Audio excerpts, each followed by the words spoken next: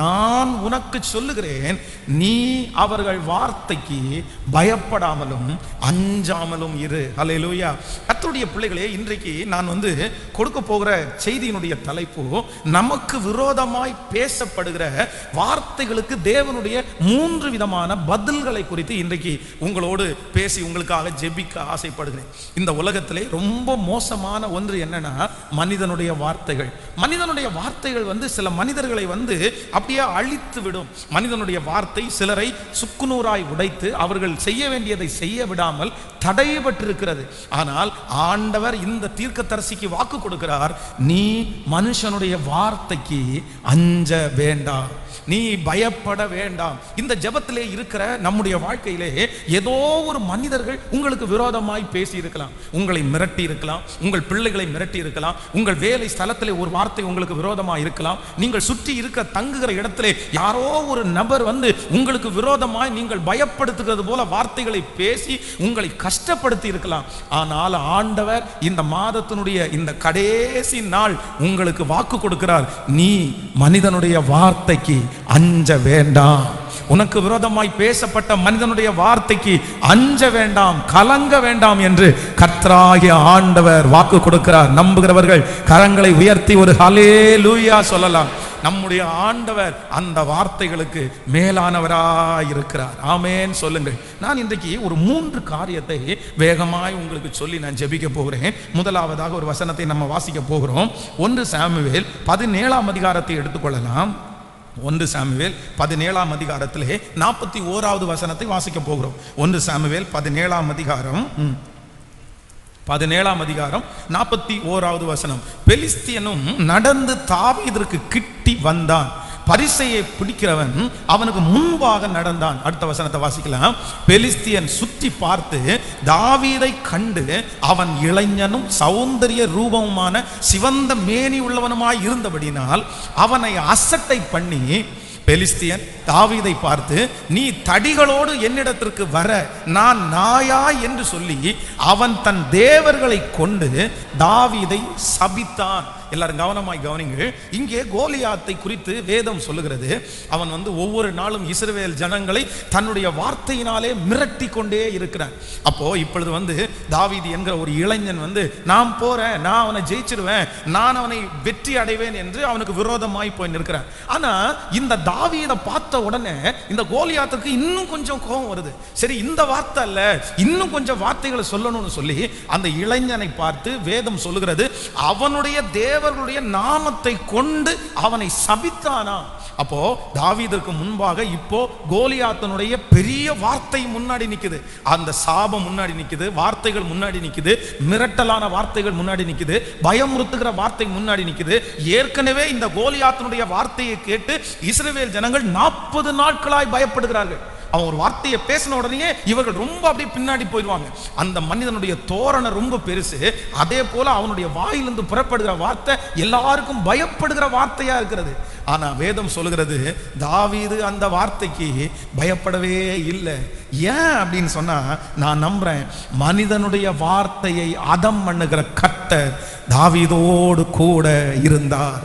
ஆமென் சொல்லுவோம். நான் நம்புகிறேன் நமக்கு எதிராய் பேசப்படுகிற வார்த்தையை கர்த்தர் முதலாவதாக என்ன செய்வார் என்றால், நான் விசுவாசிக்கிறேன் அந்த வார்த்தை ஒன்றுமில்லாமல் போகும்படி என் தேவன் அந்த வார்த்தையை அதமாக்குறதற்கு வல்லவராய் இருக்கிறார். எத்தனை பேர் விசுவாசிக்கிறீர்கள்? ஒருவேளை இந்த ஜெபத்தில் இருக்கிற நீங்கள் சொல்லலாம், இவன் சொல்லுகிற வார்த்தை நடந்தே தீர போகிறது, இவங்க சொன்னா அப்படியே நடக்கும், இவனுடைய வாயினுடைய வார்த்தை நிறைய பேருக்கு பலிச்சு இருக்குது, இவங்க சொல்லக்கூடாது, இவங்க வாயில மட்டும் நிக்க கூடாது, அவ்வளவுதான், இவன் சொன்னது மாதிரியே என்னுடைய வாழ்க்கையில நடந்துருமோன்ற பயம் உங்களுக்கு இருக்குமானால், நாம் ஆராதிக்கிற கர்த்தருக்கு ஒரு பெரிய வல்லமை இருக்குது. என்ன வல்லமை அப்படின்னா, மனிதனுடைய வார்த்தையை அதமாக்குறதற்கு கர்த்தர் வல்லவராய் இருக்கிறார். நான் நம்புகிறேன் இன்றைக்கு இந்த சத்தத்தை கேட்கிற உங்களுக்கு விரோதமாய் பேசப்பட்டிருக்கிற வார்த்தை அது எவ்வளவு பெரிய மனிதனாய் இருந்தாலும் அந்த வார்த்தையை அதமாக்குறவர் என் தேவனாகிய கர்த்தர். என் தேவனுக்கு ஒரு பெரிய வல்லமை உண்டு. உனக்கு நமக்கு உங்களுக்கு விரோதமாய் பேசப்படுகிற வார்த்தையை கர்த்தர் அதமாக்குகிறார். உங்கள் பிள்ளைகளுக்கு விரோதமாய் பேசுகிற வார்த்தையை கர்த்தர் அதமாக்குகிறார். உங்களுடைய குடும்பத்திற்கு விரோதமாய் பேசப்படுகிற வார்த்தையை கர்த்தர் அதமாக்குகிறார். என் தேவனால் அழிக்க முடியாத ஒரு மிரட்டலான வார்த்தை என்று ஒன்றும் இல்லை. நம்புறவர்கள் கரங்களை தட்டி கர்த்தருக்கு ஒரு நன்றி செலுத்த போகிறோம். ஹல்லேலூயா. என் தேவன் வார்த்தைகளை அதம் பண்ணுகிற கர்த்தர். ஹல்லேலூயா. எத்தனை பேர் நீங்கள் விசுவாசிக்கிறீர்கள்? நான் நம்புகிறேன், ஆண்டவர் நமக்கு விரோதமாய் சொல்லப்படுகிற வார்த்தைகளை அதமாக்குகிற கர்த்தர். விசுவாசிக்கிறீர்களா இல்லையா? எத்தனை பேர் நம்புகிறீர்கள்? பக்கத்தில் இருக்கிற ஒரு 3 பேருடைய கரத்தை பிடிச்சு சொல்லுங்க, உங்களுக்கு விரோதமாய் பேசப்படுகிற வார்த்தைகளை என் தேவன் அதம் பண்ணுவார். அது நடக்காது, அது அழிந்து போகும். என் தேவனாகிய கர்த்தர் அந்த வார்த்தைகள் இல்லாமல் போக பண்ணுகிற கர்த்தர். அதை எடுத்து போடுகிற கர்த்தர். ஹல்லேலூயா. நம்முடைய வேதத்திலே ஊழியக்காரர்களுக்கு விரோதமாக எத்தனையோ வார்த்தைகளை பேசி இருக்கிறார்கள். ஆனால் என்ன நடந்தது என்று சொன்னால், அவர்கள் பேசின வார்த்தை எதுவுமே ஆண்டவருடைய பிள்ளைகளுடைய வாழ்க்கையிலே நடக்கவே இல்லை. விசுவாசிக்கிறீர்களா இல்லையா? சவுல் தாவீதிற்கு விரோதமாய் சொன்ன வார்த்தை அது நிறைவேறவே இல்லை. ஏனென்றால் கர்த்தரே அந்த வார்த்தையை என்ன பண்ணார்னா அப்படியே அழித்து போட்டார். ஆமென். நீங்கள் இந்த திருப்பூருக்கு பக்கத்தில் ஒரு அருமையான ஊழியர் ஊழியம் செய்தார். அப்போது அந்த ஊழியம் செய்யும்போது அவருக்கு தனக்கு வாங்கின ஒரு 5.5 சென்ட் ஒரு இடம், அந்த இடத்துல ஒரு நல்ல ஆலயத்தை அவர் கட்ட ஆரம்பித்தார். அப்போ கட்ட ஆரம்பிக்கும் போது இவர் போட்ட அந்த போரில் நிறைய தண்ணி வந்துருச்சு. ஆனால் பக்கத்து வீட்டுக்காரருக்கு பார்த்தீங்க அப்படின்னு சொன்னால் அவர் போர் போட்டதுக்கு தண்ணி வரல. அப்போ இவருக்கு பயங்கரமான எரிச்சல். நான் போட்டால் எனக்கு தண்ணி வரல, உனக்கு மட்டும் அது எப்படி தண்ணி வரலாம்? அப்போ அந்த பொறாமையினால வாக்குவாதம் திருச்சபை கட்டிட்டு இருக்கவே அந்த மனுஷன் ஒரு பெரிய மிரட்டலான வார்த்தை கொடுத்தான். நீ யார் அப்படின்னு நினைக்கிற? நான் உன்னை இந்த இடத்துல காலி பண்ண வச்சிருவேன். இந்த கட்டடத்தை கட்டி முடிக்காதபடி நான் தடை பண்ணுவேன். எங்க போகணும், யார்கிட்ட சொல்லணும், யார்கிட்ட சொன்னா எப்படி நடக்கும் எனக்கு நல்லா தெரியும் அப்படின்னு சொல்லி அந்த ஊழியக்காரரை பல விதமாய் அவன் மிரட்டி அவர் ரொம்ப பயந்து போய், ஆண்டவரே நான் என்ன செய்வது, எப்படி இதை எதிர்கொள்வது? அப்பதான் ஆண்டவர் ஒரு நாள் ஜெபத்தில் பேசினாராமா, அவனுடைய வார்த்தையை நீ எதுக்கு நம்புற? அவன் கடவுளா?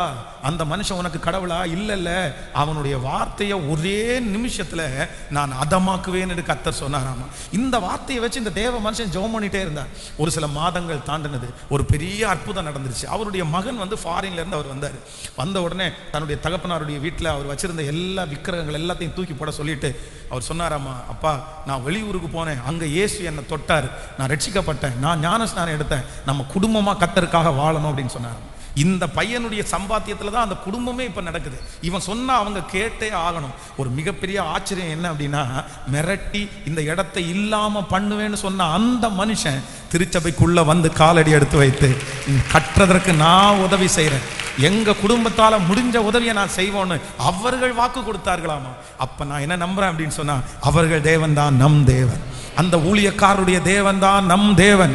உங்களுடைய மாமியார் உங்களுக்கு விரோதமாய் சாபம் போட்டிருக்கலாம். உங்களுடைய குடும்பத்தில் இருக்கிற நபர்கள் உங்களுக்கு விரோதமாய் நிறைய வார்த்தைகளை பேசி இருக்கலாம். அந்த வார்த்தை தங்கி கொண்டிருக்குமோ என்று நீங்கள் நினைக்கலாம். இன்று தேவனாகிய கர்த்தர் வாக்கு கொடுக்கிறார், அந்த வார்த்தையை நான் அதமாக்குவேன். இயேசுவின் நாமத்தினால உங்களுக்கு விரோதமாய் பேசப்பட்டிருக்கிற அந்த வார்த்தை இப்பொழுது இயேசுவின் நாமத்தில் அதமாவதாக.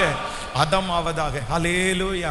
எத்தனை பேர் விசுவாசிக்கிறோம்? சோ நம்பர் 1, முதலாவதாக மனுஷனுடைய வார்த்தைக்கு விரோதமாய் நம்முடைய தேவனுடைய ஃபர்ஸ்ட் செயல் என்ன அப்படின்னா, அந்த வார்த்தையை அப்படியே அழிக்கிறவர் கர்த்தர். அந்த வார்த்தை அப்படியே நடக்காமல் இருக்க பண்ணுகிறவர் நம்முடைய தேவனாகிய கர்த்தர். நீங்கள் சூசான் அரண்மனை அப்படின்னா நீங்கள் ரூத்தின் சரித்திரத்தை வாசிக்கும் போது ரொம்ப அழகா அங்க சொல்லப்பட்டிருக்கிறது. எவ்வளவு ஆச்சரியமான ஒரு செயல். அந்த ஆமான், துஷ்ட ஆமான் எழும்பி மொர்தெகாய்க்கு விரோதமாய் அவ்வளவு வார்த்தைகளை பேசினான். நீ எப்படி இருப்பேன்னு எனக்கு தெரியாதா, நான் பார்த்துக்குவேன், நான் பண்ணிக்குவேன், உன்னை தூக்கு மரத்தில் நட்டுருவேன். அந்த தூக்கு மரம் நடப்பட்டது.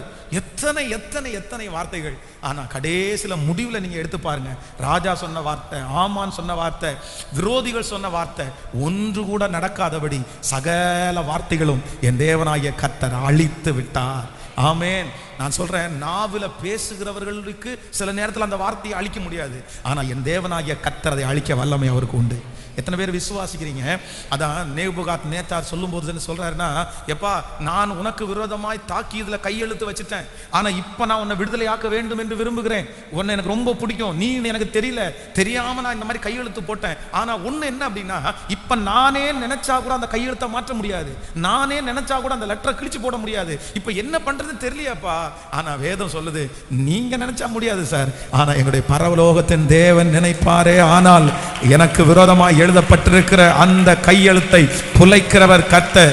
ஓ ஹalleluya! அந்த லெட்டரை குலைக்கிறவர் கர்த்தர், அந்த எழுத்துக்களை எடுத்து போடுகிறவர் கர்த்தர். என்னுடைய தேவனால் அழிக்க முடியும். நமக்கு விரோதமாய் இருக்கிற அத்தனை வார்த்தைகளையும் கரங்களை தட்டி அழிக்கிறதற்கு கர்த்தரால முடியும். இப்பொழுது கரங்களை தட்டி கொண்டிருக்கும் போதே நான் நம்புகிறேன், உங்களுக்கு விரோதமாய் உருவாக்கப்படுகிற அந்த வார்த்தை அழிந்து கொண்டிருக்கிறது.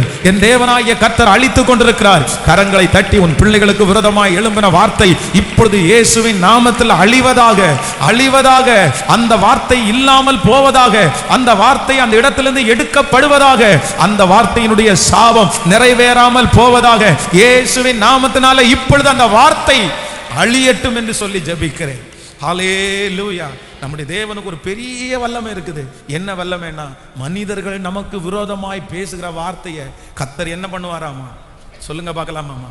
அழிச்சிருவாரு, அதமாக்கிடுவாரு. ஆமென். இப்ப சொல்லுங்க, நீங்க மனுஷனுடைய வார்த்தைக்கு நீங்க கலங்க வேண்டாமா? எனக்கு தெரியும், இந்த ஜெபத்தில் இருக்கிற யாரோ ஒரு சிலர் மனுஷனுடைய வார்த்தைக்கு ரொம்ப பயந்து போய் வந்திருக்கிறீங்க, ரொம்ப பயந்து போய் வந்திருக்கிறீங்க. அவங்க செஞ்சாலும் செஞ்சுருவாங்க பாஸ்டர், அவங்க அப்படிப்பட்ட ஆள் பாஸ்டர், உங்க மோசமானவங்க பாஸ்டர். எத்தனை பேருக்கு செஞ்சிருக்காங்க தெரியுமா? எனக்கு செய்ய மாட்டாங்களா? அவங்களுக்கு அவங்க சொன்னது அப்படியே அவங்களுக்கு நடந்திருக்கு பாஸ்டர். இவங்களுக்கு பாருங்க, அவங்க சொன்னது அப்படியே 100% நடந்துச்சு. ஆனா நான் நம்புறேன், உலகத்துல இருக்கிற எல்லாருக்கும் நடக்கலாம் ஆண்டவருடைய பிள்ளையே. ஆனா நான் விசுவாசிக்கிறேன், உங்களுக்கும் எனக்கும் விரோதமாய் சொல்லப்பட்டிருக்கிற அந்த வார்த்தை அது அழிஞ்சிரும். கர்த்தர் அதை அழிப்பார், கர்த்தர் அதை அதம் பண்ணுவார். உங்க பிசினஸுக்கு விரோதமாய் எழும்பி நிற்கிற அந்த வார்த்தையை கர்த்தர் அதம் பண்ணுவேன் என்று கர்த்தர் வாக்கு கொடுக்கிறார். அது நிற்காது, அது நிலைக்காது, அது இல்பொருளாய், அது சமபூமியாய் மாற்றப்படும். ஹல்லேலூயா! எங்களுக்கு ரொம்ப நெருங்கிய சொந்தக்கார அம்மா, எங்களுடைய வீட்டுக்கு நேர ஏத்தாப்படி இருக்கிற அம்மா. அந்த அம்மா யாரை சபிச்சாலும் அவங்களுக்கு அது அப்படியே நடந்துடும். திடீர்னு எங்களுடைய வீட்டுக்கு பக்கத்தில் ஒரு சண்டை நடக்கும்போது ஒரு அம்மாவுக்கும் இந்த அம்மாவுக்கும் சண்டை. உடனே இந்த அம்மா சத்தம் போடுது, பாரு நாளைக்கு காலையில் உன் பையன் கால் இல்லாமல் வருவான் பாரு அப்படின்னு சபிக்குது. பார்த்தீங்கன்னா அடுத்த நாள் பார்த்தீங்கன்னா அந்த பையனுக்கு ஒரு பெரிய விபத்து. அந்த விபத்தில் அவனுடைய காலில் கரெக்டாக அடிபட்டு அவனுடைய கால் எலும்பெல்லாம் முறிஞ்சு ஆப்ரேஷன் பண்ணி அடுத்து வீட்டுக்கு வர்றான். வீட்டுக்கு வரும்போது அந்த காலில் ஃப்ராக்சரோட தான் வந்தான். அப்போ யாருமே அவங்க போக மாட்டாங்க, அவங்களோட பேச கூட விரும்ப மாட்டாங்க, சண்டை போட்டால் அமைதியாக போயிடுவாங்க. அப்படிப்பட்டது. ஆனால் அந்த அம்மாவுக்கு பார்த்தீங்கன்னா என்னமோ என்ன பார்த்தா பிடிக்காது, என்ன பார்த்தாலே விருப்பா பார்ப்பாங்க. அப்போது டெய்லி காலையில் நான் தான் ஃபஸ்ட்டு முன்னாடி நிற்பேன், அந்த வராண்டால தான் படுப்பேன் முன்னாடி. அவங்க கதவை திறந்து வச்சுட்டு சாபமாக போடுவாங்க. எங்கள் அம்மாட்ட சண்டை போடும்போது சொல்லுவாங்க, அவ்வளோதான் உன் பையனை சீக்கிரமாக நீ குழியில் வச்சிருவ அப்படின்னு எல்லாம் சொல்லுவாங்க. அப்போ எங்கள் அம்மா அப்படியே பயப்படுவாங்க, சரி என்ன இப்படி சபிக்கிறாங்க, இப்படி சபிக்கிறாங்க. ஆனால் இன்றைக்கு நான் யோசிக்கும் போது உண்மையிலே எத்தனையோ பேருக்கு அவங்க வார்த்தை நடந்திருக்கலாம். ஆனால் என் வாழ்க்கையில் ஒரு % கூட நடக்கலைங்க, ஒரு % கூட நடக்கல. ஏன்னா மனுஷனுடைய வார்த்தையை அதம் பண்ணுகிற கர்த்தர் என்னோடு கூட இருக்கிறார். நான் ஆராதிக்கிற கர்த்தர் மனுஷனுடைய வார்த்தையை காட்டிலும் மேலானவர், அவனுடைய வார்த்தையை காட்டிலும் அதிகாரம் படைத்தவர். அவர்கள் சொன்னது அல்ல, கர்த்தர் சொன்னதே நடக்கும். ஆமென். அப்போ உங்களுடைய இருதயம் பயப்படவே வேண்டாம். கர்த்தர் வாக்கு கொடுக்கிறார், மனுஷனுடைய வார்த்தையை நான் இல்லாமல் ஆக்குவேன். விசுவாசிக்கிறோமா? ஒரு கையை உயர்த்தி ஒரு 5 வீசை சொல்லும், நன்றி ஆண்டவரே, மனுஷனுடைய வார்த்தையை மாற்றுகிறதற்காக நன்றி. அது நடக்காமல் போய்விடும். அந்த வார்த்தையை நீர் அழிப்பதற்காக உமக்கு நன்றி. சொல்லுங்க, நன்றி ஆண்டவரே, நன்றி ஆண்டவரே. அந்த வார்த்தை நடக்காமலே போவதற்காக நன்றி அப்பா, நன்றி அப்பா. ஆமேன் சொல்லுவோம். நம்பர் 2, இரண்டாவதாக ஒரு வசனத்தை நம்ம வாசிக்கலாம். 1 ராஜாக்கள் 19ஆம் அதிகாரத்திலே 2வது வசனத்தை நம்ம வாசிக்க போறோம். 1 ராஜாக்கள் 19ஆம் அதிகாரத்தை எடுத்துக்கொள்ளுங்கள். 1 ராஜாக்கள் 19ஆம் அதிகாரத்திலே 2வது வசனத்தை வாசிக்கலாமா? 1 ராஜாக்கள் 19ஆம் அதிகாரம் 2வது வசனம். அப்பொழுது யேசபேல் எலியாவினிடத்தில் ஆள் அனுப்பி, அவர்களிலே ஒவ்வொருவனுடைய பிராணனுக்கு செய்யப்பட்டது போல நான் நாளைக்கு இந்நேரத்தில் உன் பிராணனுக்கு செய்யாதே போனால் தேவர்கள் அதற்கு சரியாகவும் அதற்கு அதிகமாகவும் எனக்கு செய்ய கடவார்கள் என்று சொல்ல சொன்னாள். அடுத்த வசனத்தை வாசிக்கலாம். அது அவனுக்கு அது தெரிந்த போது எழுந்து தன் பிராணனை காக்க யூதாவை சேர்ந்த பெயர்சபாவுக்கு புறப்பட்டு போய் தான் அங்கே ஒரு வேலைக்காரனை அங்கே நிறுத்தி விட்டான். அவன் வனாந்தரத்தில் ஒரு நாள் பிரயாணம் போய் ஒரு சூறை செடியின் கீழ் உட்கார்ந்து நான் சாக வேண்டும் என்று கோரி, போதும் கர்த்தாவே, என் ஆத்துமாவை எடுத்துக்கொள்ளும், நான் என் பிதாக்களை பார்க்கலும் நல்லவன் அல்ல என்று சொல்லி.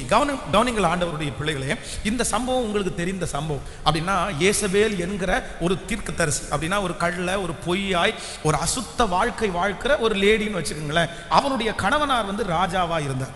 இப்போ இவங்க இந்த தீர்க்கதரிசி தன்னுடைய தேவனுடைய சமூகத்தில் நின்று அவர்களோடு சேர்ந்து இருந்த ஆட்கள் நிறைய பேரை மடிய பண்ணதுனால இவங்களுக்கு ரொம்ப அதிகமான கோவம் இருந்தது லேடிக்கு. உடனே இவங்க சவால் விடுறாங்க, பாரு நீ இப்படி பண்ணினியா, தீர்க்கதரிசியை இப்படி எல்லாம் எல்லாரையும் கொண்டு போட்டியா, நாளைக்கு நான் உயிரோடு இருந்தேன் அப்படின்னு சொன்னா நீ உயிரோடு இருக்க மாட்டேன், அவனுக்கு செய்ததுக்கு தக்கதாய் நான் உனக்கு செய்வேன், உன்னை உயிரோட விட மாட்டேன், உன்னை கொன்றுவேன் அப்படின்னு சொல்லி ஒரு லேடி மிரட்டுறாங்க. அப்போ இதுவரையிலும் இந்த எலியா பாத்தீங்கன்னா எதுக்குமே அவன் பயப்படாத ஒரு சிங்கம். ராஜாவுடைய வார்த்தைக்கு பயப்படல, ஜனங்களுடைய வார்த்தைக்கு பயப்படல. எல்லா இடத்திலையும் இந்த தீர்க்கதரிசியை குறித்து வாசிப்பீர்களானால் தீர்க்கதரிசி மிகப்பெரிய தைரியசாலியாக என்று கண்டுபிடிக்க முடியும். ஆனா இந்த லேடியனுடைய வார்த்தையை கேட்ட உடனே அவனுக்குள்ள என்ன வந்துச்சுன்னா ரொம்ப பயம் வந்துருச்சு. ஐயோ இவன் நம்மளை கொன்றுவாளோ, ஒரு சாதாரணமான ஒரு லேடியினுடைய கையில் அடிபட்டு நம்ம செத்துட்டோன்ற பேரை வாங்கிடுவோமோ, இவ்வளோ நேரம் ஊழியம் செய்தது வீணா போயிருமோ, என்ன நினைப்பாங்க அப்படின்னு பலவிதமான சூழ்நிலைகள் பிரச்சனைகள் ஓடிட்டே இருக்குது அவங்களுக்குள்ள. அதுக்காக தன்னுடைய தேசத்தை விட்டு தூரத்தில் போய் நான் செத்தா நல்லதுன்னு சொல்லி சூறை செடியின் கீழே படுத்துக்கொண்டு, போதும் கர்த்தாவே, என் ஆத்துமாவை எடுத்துக்கொள்ளும், என் பிதாக்களை பார்க்கலும், நான் நல்லவன் அல்ல அப்படின்னு அவர் சொல்றாரு. கவனிங்க, இந்த வார்த்தையினால் அவர் ரொம்ப பயப்பட்டு போனார். ஆனால் ஆண்டவர் இன்றைக்கு உங்களுக்கும் எனக்கும் கொடுக்கிற ஒரு வார்த்தை என்ன தெரியுமா? ஆண்டவர் நமக்கு ஒரு பெரிய இரக்கம் பாராட்ட போறாரு. நமக்கு விரோதமாய் பேசப்படுகிற மனுஷனுடைய வார்த்தையை குறித்த பயத்தை நமக்குள்ளே இருந்து கர்த்தர் எடுத்து போட வல்லவராய் இருக்கிறார். எத்தனை பேர் ஆமோதிக்கிறீங்க? பக்கத்துல கையை பிடிச்சு சொல்லுங்க, உங்கள் மனதுக்குள்ளே மற்றவர்கள் மிரட்டினதுக்குரிய பயத்தை தேவன் எடுத்து போடுவார். கர்த்தர் ஒரு பெரிய தைரியத்தினால் உங்களை நிரப்புவார். ஆமென். நமக்கு ரொம்ப அவசியமானது ஒன்று என்ன அப்படின்னா, மற்றவர்கள் நமக்கு விரோதமாய் பேசும்போது, சபிக்கும் போது, வார்த்தைகளை சொல்லும் போது நமக்கு பயம் வராம இருக்கு பாருங்களேன், ஒரு தைரியம் இருக்கு பாருங்களேன். இந்த தைரியத்தை மனுஷன் தர முடியாது, கர்த்தரே நமக்கு தருகிறவர். இந்த ஜபத்தில் யாராவது ஒருத்தர் இருக்கலாம், பாஸ்டர் ஒருத்தங்க பேசினா போதும் உடனே எனக்கு பயம் வருது, என் பிள்ளை எல்லாத்துக்கும் பயப்படுறான், என் பொண்ணு எல்லாத்துக்கும் பயப்படுறான், யார் என்ன சொன்னாலும் பயப்படுறா, யாராவது இதை சொல்லிட்டா அவ்வளவுதான் அவ வாழ்க்கையை முடிஞ்சது மாதிரி நினைக்கிறாங்க. ஆனா இன்றைக்கு இந்த ஆராதனையில கர்த்தருடைய ஒரு பெரிய மகிமை இந்த உலாவி கொண்டிருக்கிறது.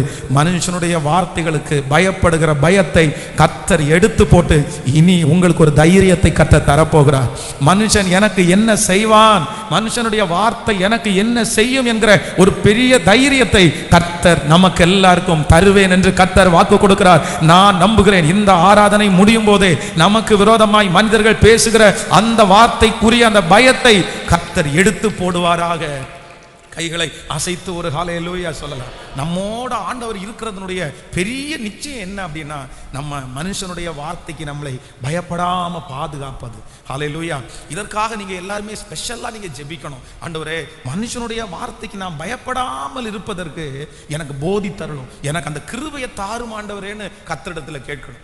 எங்க ஊர்ல பாத்தீங்கன்னா ஒரு குருசேடு ஒன்று இருக்கும். அப்படின்னா அந்த கணக்கு சொல்லுவாங்க, அதுக்கு என்ன சொல்றது, குறி சொல்லுவாங்கன்னு வச்சுங்களேன். அப்போ நாங்கள் ரட்சிக்கப்படாத நாளைக்கு முன்பாக அந்த குறி சொல்லுகிற கோயிலுக்கு எங்கள் அம்மா என்னை கூட்டிகிட்டு போயிருக்காங்க.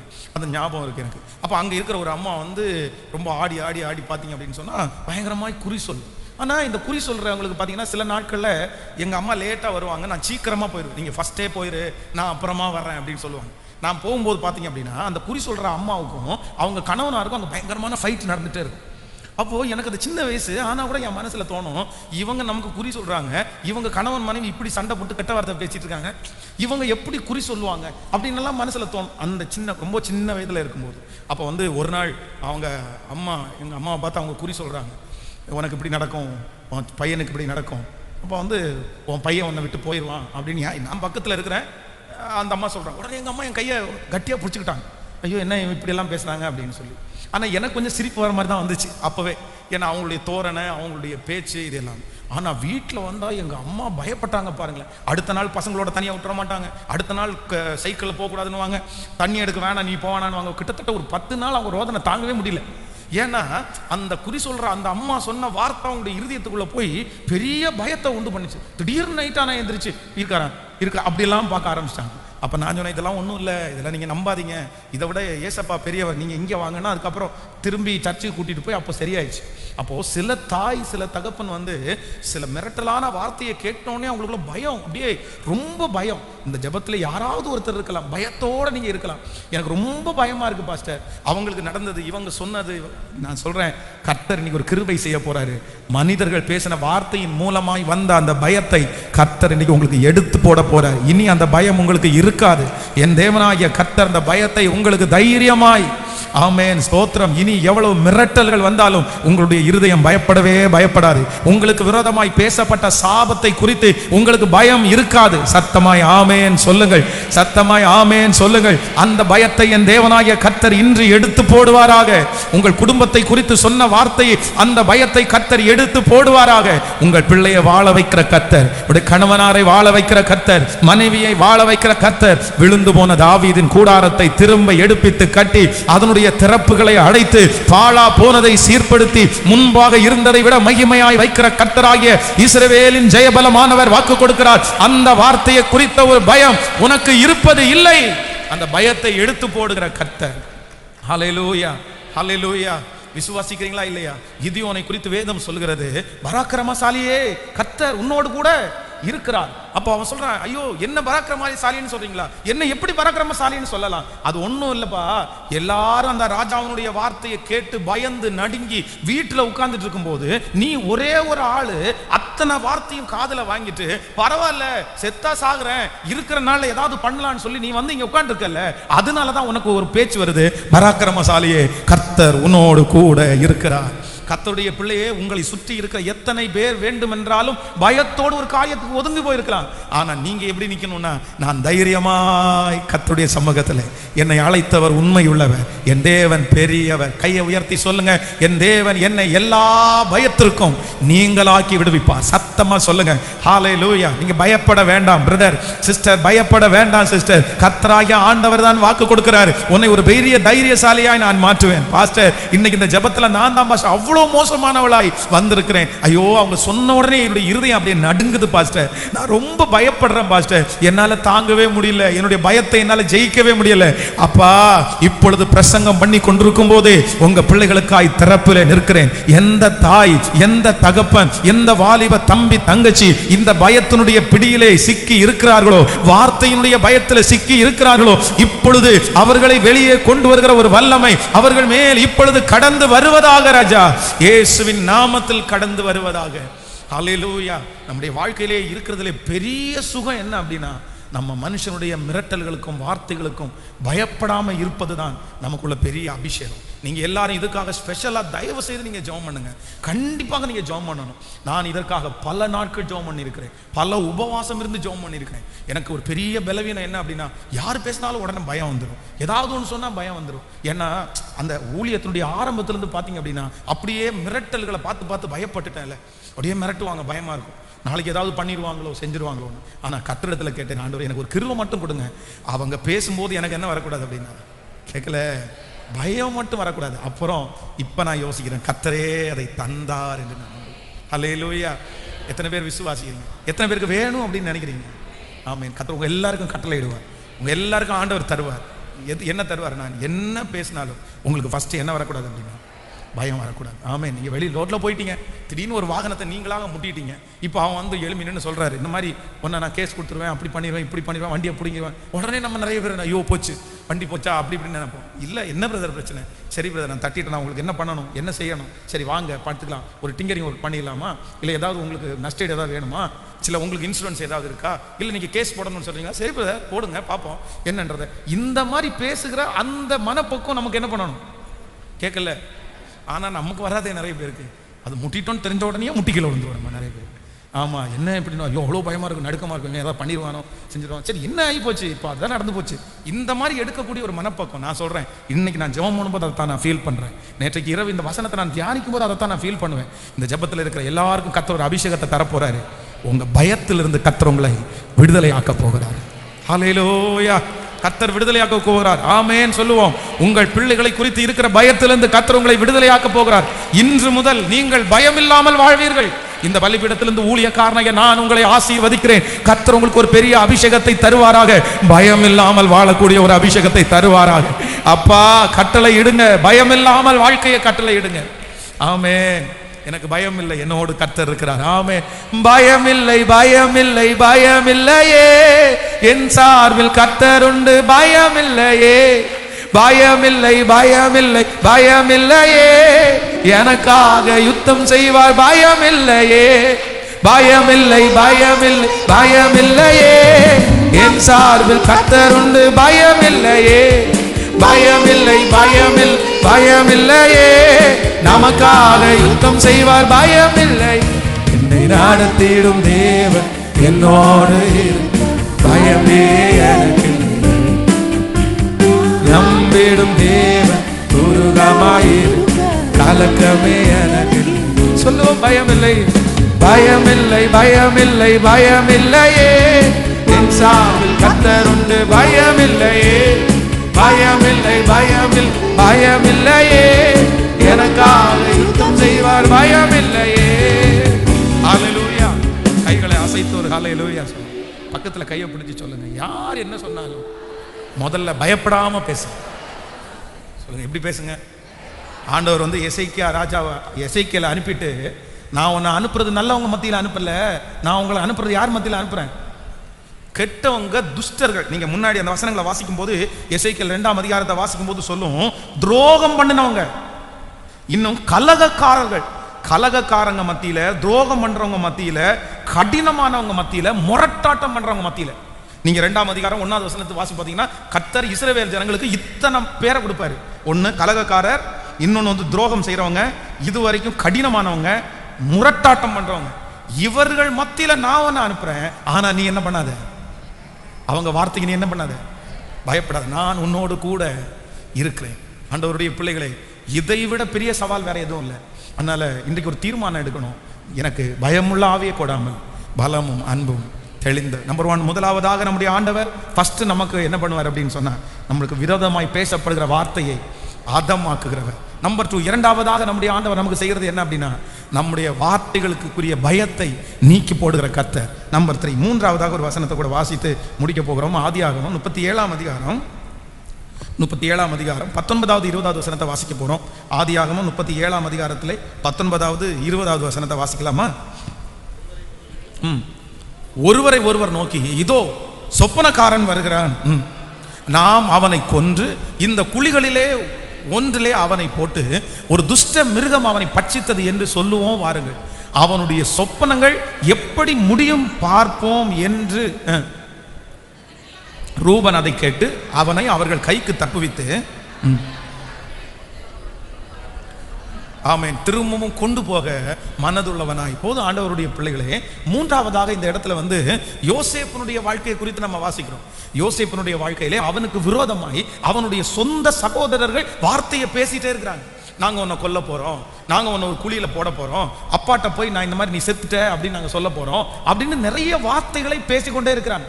என்னதான் இருந்தாலும் தன்னுடைய சகோதரர்களை பார்க்கிறதற்காக போன அவனை வந்து இப்படி பேசியிருக்க கூடாது. சின்னவன், இளைஞன், எல்லாரை விட கடைசி பிள்ளை, அவனுக்குள்ள இந்த மாதிரி மிரட்டலான வார்த்தையை பேசும்போது எவ்வளவு பயமா இருக்கும். அதுவும் ஒருத்தன் ஒரு கத்தியை கையில வச்சுட்டு, வாடா உன்னை கொல்றேன், உன் சொப்பனை எப்படி இருக்கு பாக்குறேன், உன்னை அடிச்சிடறோம் கொல்றோம் அப்படின்னு சொல்லி மொத்தம் சுத்தி இருக்கிறவங்க அத்தனை பேரும் மிரட்டினாங்கன்னா ஒரு சின்ன பையன் எப்படி தாங்க முடியும்? ஆனா வேதம் சொல்லுகிறது, அவனுடைய சகோதரர்கள் பேசின அனைத்து வார்த்தைகளையும் கர்த்தர் சாட்சியாய் மாற்றினாராமா. ஆமென் சொல்லுவோம். நான் நம்புறேன். நம்பர் 3, மூணாவது, கர்த்தர் நம்முடைய வார்த்தைக்கு, நமக்கு விரோதமாக இருக்கிற வார்த்தைக்கு என்ன பண்ணுவார்னா, நமக்கு விரோதமாக இருக்கிற ஒவ்வொரு வார்த்தையும் நமக்கு சாட்சியாய் கர்த்தர் மாற்றுவார். விசுவாசிக்கிறவர்கள் ஒரு ஹல்லேலூயா சொல்லலாம். உங்க வாழ்க்கையில யாரெல்லாம் பேசினார்களோ அந்த வார்த்தைகள் எல்லாம் உங்களை ஐயப்படுத்துமானால் கர்த்தராகிய ஆண்டவர் சொல்லுகிறார், அவர்கள் பேசட்டும், அதுதான் உங்கள் வாழ்க்கையில பெரிய சாட்சி. அவர்கள் இன்னும் நிறைய சொல்லட்டும். அவர்கள் சொல்லுகிற ஒவ்வொன்றையும் நான் உனக்கு எப்படி பண்ணுவேன்னா சாட்சியாய் மாற்றுவேன். ஆமென் சொல்லுங்க.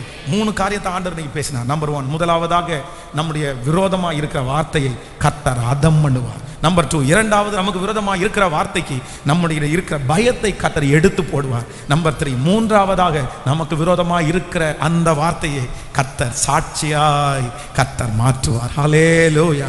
உங்களுக்கு விரோதமாய் பேசப்படுகிற வார்த்தை நடக்காது, பலிக்காது. அது உங்களை ஒன்றும் சேதப்படுத்த முடியாது. அந்த வார்த்தைக்கு முன்பாகவே அவர்கள் பேச பேச பேச பேச கர்த்தர் அந்த விஷயத்தில் உங்களை சாட்சியாய் கரங்களை நன்றாய் தட்டி, நல்ல கரங்களை தட்டி, நீ மனுஷனுடைய வார்த்தைக்கு அஞ்ச வேண்டாம், நீ மனுஷனுடைய வார்த்தைக்கு பயப்பட வேண்டாம். ஹல்லேலூயா. எத்தனை பேர் ஆமோதிக்கிறீர்கள்? எல்லாரும் அப்படியே தேவ சமூகத்தில் எழுமி நின்று தேங்க்யூ ஜீசஸ். கர்த்தர் மிகவும் நல்லவர், ஆண்டவர் மிகவும் பெரியவர். நீ மனுஷனுடைய வார்த்தைக்கு அஞ்ச வேண்டாம். ஓ ஹல்லேலூயா. தேவ ஊழியனே, நீ மனுஷனுடைய வார்த்தைக்கு அஞ்ச வேண்டாம். அவர்கள் கலகக்காரர், அவர்கள் ரொம்ப கடினமும் முரட்டாட்டமும் உள்ள ஜனம். ஆனால் அவர்கள் பேசுகிற வார்த்தைகளுக்கு நீ பயப்படாமலும் நீ அஞ்சாமலும் இரு. உன்னோடு கூட நான் இருப்பேன், உன்னை நான் வெற்றி சிறக்க பண்ணுவேன், உன்னை நான் சாட்சியாக நிறுத்துவேன். கைகளை எல்லாரும் உயர்த்தி இந்த வார்த்தை எங்கள் மேல், எங்கள் பிள்ளைகளுடைய தலையின் மேல் அப்படியே நடக்க போகிறதற்காக ஸ்தோத்திரம். இதோ குடும்பத்தின் மேல் சொல்லப்பட்டிருக்கிற அந்த அவதூறான வார்த்தை இப்பொழுது அழிகிறது. உங்கள் வீட்டிற்கு விரோதமாய் சொல்லப்பட்டிருக்கிற அந்த வார்த்தைகள் இப்பொழுது அழிகிறது. உங்களுக்கு விரோதமாய் சொல்லப்பட்டிருக்கிற வார்த்தைகள் அழிந்து போகிறது.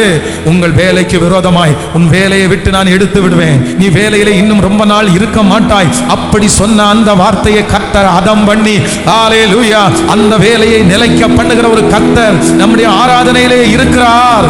கைகளை உயர்த்தி ஸ்தோத்திரம் பண்ணுங்க பார்க்கலாம். ஹல்லேலூயா. உங்களுக்கு விரோதமாய் எந்த வார்த்தை இருந்தாலும் இப்பொழுது ஸ்தோத்திரம் பண்ணுங்க.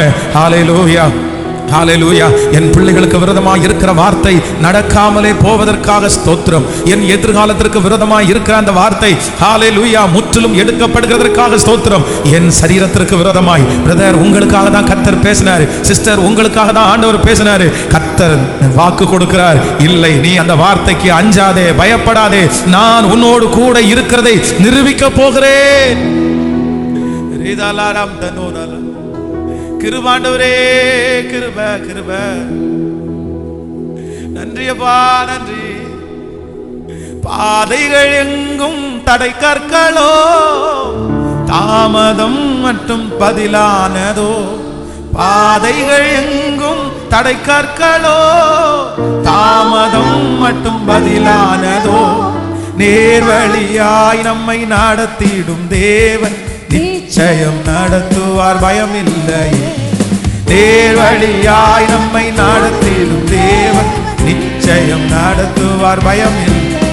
ஓ பயமில்லை, பயமில்லை, பயமில்லையே. நம் சார்பில் கர்த்தரும் பயமில்லையே. பயமில்லை, பயமில்லை, பயமில்லையே. நமக்காக யுத்தம் செய்வார், பயமில்லையே. பயமில்லை, பயமில்லை. பாடுவோம். பயமில்லையே, பயமில்லை, பயமில்லை, பயமில்லையே. நமக்காக யுத்தம் செய்வார், பயமில்லையே. முந்தினதை நீ யோசிக்காதே, பூர்வமானதை சிந்திக்காதே. முந்தினதை நீ யோசிக்காதே, பூர்வமானதை சிந்திக்காதே. மேலானதை சுதந்தரிக்க வேறொன்று செய்வார், பயமில்லை. மேலானதை சுதந்தரிக்க செய்வார், பயமில்லை. ஓ பயமில்லை, பயமில்லை.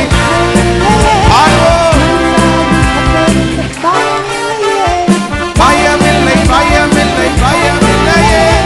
நமக்காக பயமில்லையே. ஹல்லேலூயா. நமக்காக யுத்தம் செய்வார், நமக்காக பரிந்து பேசுவார். அதனால நமக்கு என்ன இல்லை அப்படின்னா சொல்லுங்க எல்லாருமே. இது ஆண்டவர், ஒவ்வொரு ஆண்டவருடைய பிள்ளைகளும் இதை நீங்க கண்டிப்பா வளர்த்தணும். எதை வளர்த்தணும் அப்படின்னு சொன்னா மற்றவங்களுக்கு முன்னாடி பயமில்லாமல் பேசுவதை நீங்க வளர்த்தணும். ஹல்லேலூயா. நான் சொல்றது உங்களுக்கு புரியுதா? எத்தனை பேருக்கு புரியுது? நான் சொல்றேன், நீங்க அப்படி வாழ்ந்தாதான் இந்த உலகத்துல ஒரு வெற்றியுள்ள வாழ்க்கையை வாழ்ந்ததா அர்த்தம்.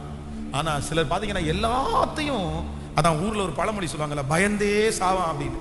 அப்படி பயப்பட்டே நம்ம வந்து காலத்தை தாண்டிட்டோம். எல்லாத்துக்கும் பயம், எல்லாத்துக்கும் பயம், எல்லாத்துக்கும் பயம். நம்ம சொல்ல வேண்டிய உண்மையை கூட நம்ம நிறைய பேர் பயந்து சொல்லாம அப்படி அமைதியா இருப்போம். கீழ்ப்படிதல் அப்படின்றது வேற, பயம்ன்றது வேற. கீழ்ப்படிதல் உங்களுக்குள்ள இருக்கலாம், ஆனா பயம்ன்ற ஒண்ணு உங்களுக்குள்ள என்ன செய்யக்கூடாது? சத்தமா சொல்லுங்க, இருக்கக்கூடாது. ஒருத்தர் உங்களை மிரட்டிட்டு போய் கத்தி எடுத்து நாளைக்கு குத்திடுவேன்னு சொன்ன உடனே செத்துருவோன்னு நினைச்சிடக்கூடாது. நான் வந்து உங்களுக்கு இதை சொல்லியிருக்கேன்னு நினைக்கிறேன். நம்ம அந்த சிவானந்த காலனியில் ஒரு ஊழியம் செய்கிற ஒரு பிரதர், ரொம்ப நல்ல பிரதர். அவரை எப்போ பார்த்தாலும் பெருமைக்கு சொல்லலாம், காசு காணிக்கு கொடுப்பேன் கையில். அது மாதிரி அவர்கிட்ட கேட்பேன், இப்போ உங்களுக்கு என்ன வேணும், என்ன தேவைக்கு, ஏதாவது வாங்கி தரணுமான்னு. ஒரு டைம் ஒரு ஷூ வேணும்னாரு, சரி அப்படின்னு. அந்த மாதிரி அவ்வளோ ரொம்ப, ஏன்னா பாக்கெட் நிறைய வாக்குத்தத்தம் வச்சிருப்பாரு. போகிற பக்கம்லாம் அந்த வாக்குத்தத்தத்தை கொடுத்து இயேசு பற்றி சொல்லுவார். அந்த மாதிரி ஒரு மனுஷனை பார்க்கவே முடியாது. ஒரு 37 வயசு அந்த ரேஞ்சு தான் இருக்கும்.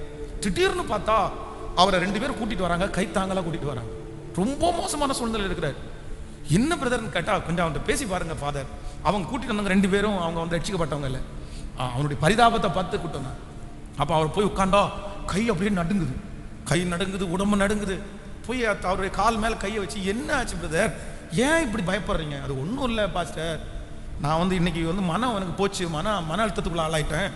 இந்த சாஸ்திரி ரோட்டில் ஏதோ பசங்க ஒரு 6-7 பசங்க ஒரு ரூமில் உட்காந்து இன்னொருத்தரை குறித்து வந்து பேசிட்டே இருந்திருக்காங்க. எப்பவும் இருந்த பக்கமாக போகிறது வழக்கம். அவங்களுக்கே அந்த கார்டை கொடுத்து நான் உங்களுக்காக ப்ரேயர் பண்ணியிருக்கேன்னு சொல்லி இருந்திருக்காரு. அந்த பசங்க வந்து ரட்சிக்கப்பட்ட பசங்க இல்லை, துன்மார்க்கமான பசங்க. இவனும் என்ன பண்ண, அந்த டைம் தான் இந்த சசிகுமார் இறந்த டைம். சசிகுமார் இறந்தார்ல, அந்த அந்த பீரியடு வந்து இவனை தூரத்தில் இவனை பார்த்த உடனே, இந்த பிரதரை பார்த்த உடனே, ஏய் ஒருத்தனை போட்டுட்டோம், அடுத்து ஒன்றை தான் போட போகிறோம் அப்படின்ட்டு இருக்காங்க.